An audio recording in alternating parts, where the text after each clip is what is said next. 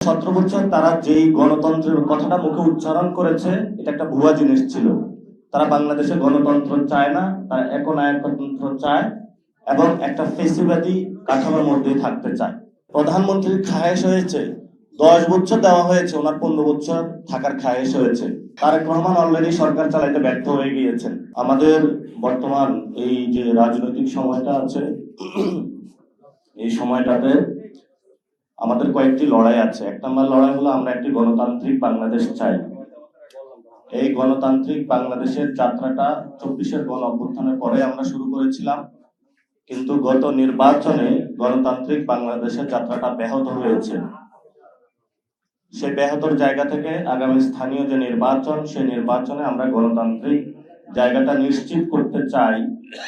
তো নিশ্চিত করার জায়গাটা আমরা হোঁচট খেয়েছি। আপনারা জানেন যে বিএনপির যে নির্বাচনী একটা টিম ছিল বা কমিটি ছিল, সেখানে একজন শামসুল আলম নামে একজন ব্যক্তি ছিলেন। উনি রিটায়ারমেন্টে গিয়েছেন, ওই কমিটিতে বিএনপিতে যোগ দিয়েছেন, কাজ করেছেন। সরকার তাকে অতিরিক্ত সচিব পদে আবার নির্বাচন কমিশনে নিয়োগ দিয়েছে। নির্বাচন কমিশন একটি সাংবিধানিক প্রতিষ্ঠান, এটাতে নিরপেক্ষতা বজায় রাখতে হয়। সরকার যে নগ্নভাবে নিয়োগটা দিয়েছে, এইভাবে নিয়োগ হলো হাসিনার আমলও হয় নাই। এবং সরকার চিন্তা করছে যে 3 বছর পরে অথবা 5 ইয়ার্স পরে যে ইলেকশনটা হবে, সেই ইলেকশনের জন্য তাকে প্রস্তুত করা হচ্ছে। উনি ওই সময় যাতে সচিব থেকে একটা নগ্ন হস্তক্ষেপের মাধ্যমে আরেকটা হলো আমি নির্বাচন করতে পারে। ফলত গত 17 বছর তারা যেই গণতন্ত্রের কথাটা মুখে উচ্চারণ করেছে, এটা একটা ভুয়া জিনিস ছিল। তারা বাংলাদেশে গণতন্ত্র চায় না, তারা একনায়কতন্ত্র চায় এবং একটা ফেসিবাদী কাঠামোর মধ্যেই থাকতে চায়। দ্বিতীয়ত যে বিষয়টা, আমরা এই সংসদে শুরুতেই বলেছিলাম চুপ্পুকে বাদ দেওয়ার জন্য, কিন্তু তারা দেয়নি। 5 মাস পরে এখন কথা হচ্ছে, তাহলে তারা চিন্তা করছে নেক্সট যে ইলেকশনটা হবে, সেই ইলেকশনের জায়গায় নির্বাচন কমিশনে যাদের নিয়োগ মেলা বিধান অনুযায়ী সেখানে রাষ্ট্রপতির জায়গাটা থাকে। আবার যদি আমরা আমাদের জুলাই সনদ বাস্তবায়ন হয়, সেখানেও রাষ্ট্রপতির হলে ভোটিং পাওয়ার আছে। ফলত নিজেদের ভোটিং পাওয়ারটা নিশ্চিত করার জন্য একজন দলীয় রাষ্ট্রপতিকে তারা বিবেচনা করছে। রাষ্ট্রপতির ভবন বা রাষ্ট্রপতি বাংলাদেশের দলীয় হওয়া উচিত না।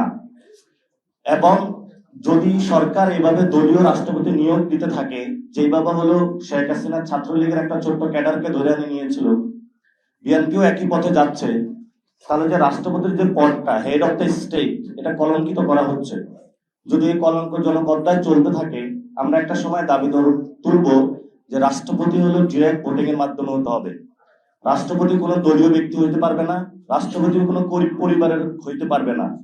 আপনার সংবিধান যে সিস্টেম, সেটা অনুযায়ী রাষ্ট্রপতি নিয়োগটা পার্লামেন্টে যারা আছেন তারা নিয়োগ করবেন, কিন্তু রাষ্ট্রপতি হলো প্রধানমন্ত্রীর পরামর্শ নিয়ে চলবেন। এখন আমরা দুইটা বক্তব্য পেয়েছি। রাষ্ট্রপতির নিয়োগের ভার কে হবেন, স্থায়ী কমিটির একটা মিটিং বসলো, সেখানে আবার একজনের কাছে ন্যস্ত করা হলো। তাহলে পুরা বাংলাদেশের মধ্যে 18 কোটি মানুষের মধ্যে একজনের দায়িত্ব হলো রাষ্ট্রপতি হলো নিয়োগ দেওয়া। তাহলে পুরো যারা রাজনৈতিক ব্যক্তিবর্গ, পার্লামেন্ট, পুরা মানুষ, তাহলে তাদের কি প্রয়োজন? ফলত এটা আনডেমোক্রেটিক, এটা গণতান্ত্রিক কোনো প্রক্রিয়া না, এটাকে আমরা ধিক্কার জানাচ্ছি। দ্বিতীয়ত যে বিষয়টা আমাদের এখনো লড়াই, সেটা হলো সংস্কার।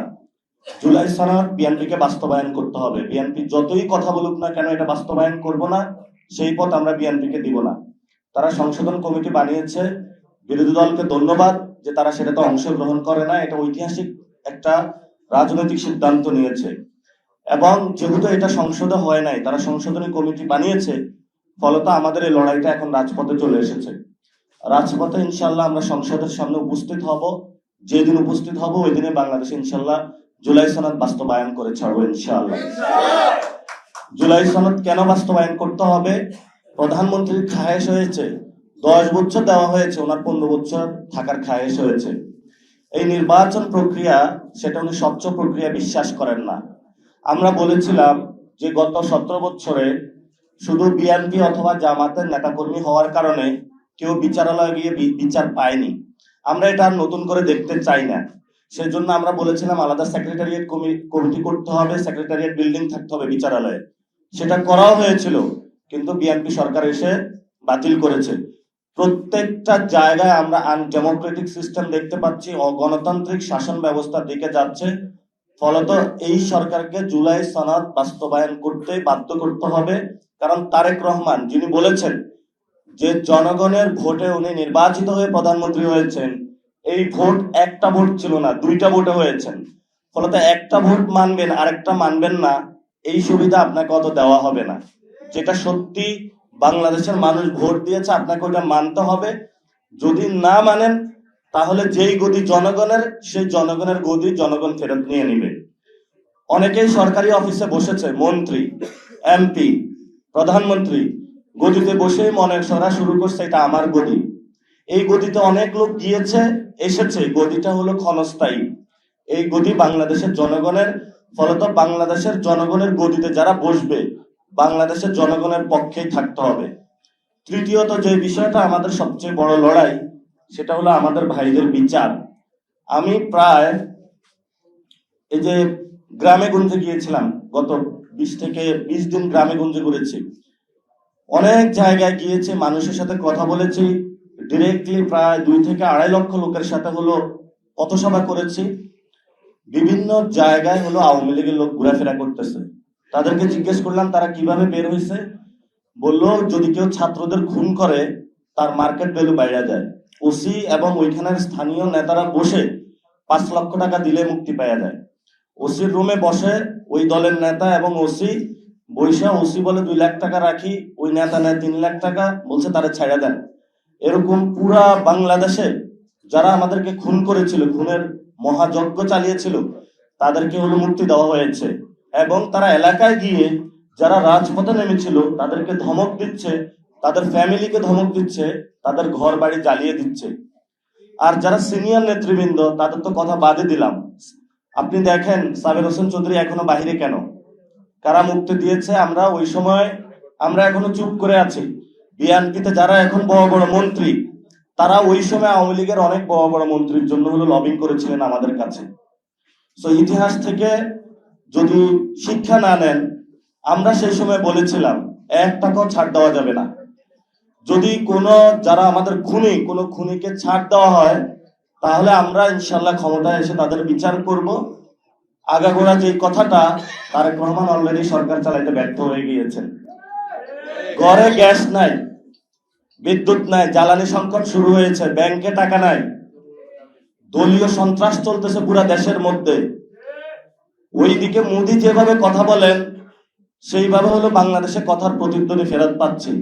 অনেকেই বলেন যে দেশে নাকি ফেসিবাদী আসা শুরু করেছে, আবারই কেউ কেউ বলেন 5 মাসে আসে কিভাবে। ফেসিবাদী তো আসে নাই, ফেসিবাদ তো আগে রয়েছে, সেটার উপরে তারেক রহমান বসেছেন। আগে এই ফেসিবাদের চেহারা শেখ হাসিনা ছিলেন, কথা ছিল ফেসিবাদের চেহারাটা বাদ যাবে, চেহারা বাদ যাবে, সিস্টেমটা পরিবর্তন হয়ে গণতান্ত্রিক হবে। তারেক রহমান ওই পথে গেলেন না, গেলেন সন্ত্রাসের পথে। সন্ত্রাসের জন্য বাংলাদেশ প্রস্তুত না। ইনশাল্লাহ সন্ত্রাসের বিরুদ্ধে দাঁড়াবো, যুদ্ধ করব, দুইটা হয়, জেলে যাব বা কবরে যাব, কিন্তু কারোর সাথে নেগোসিয়েটও হবে না, কারোর সামনে মাথা নত হবে না। এটা আজাদির বাংলাদেশ, উসমান হাদির বাংলাদেশ।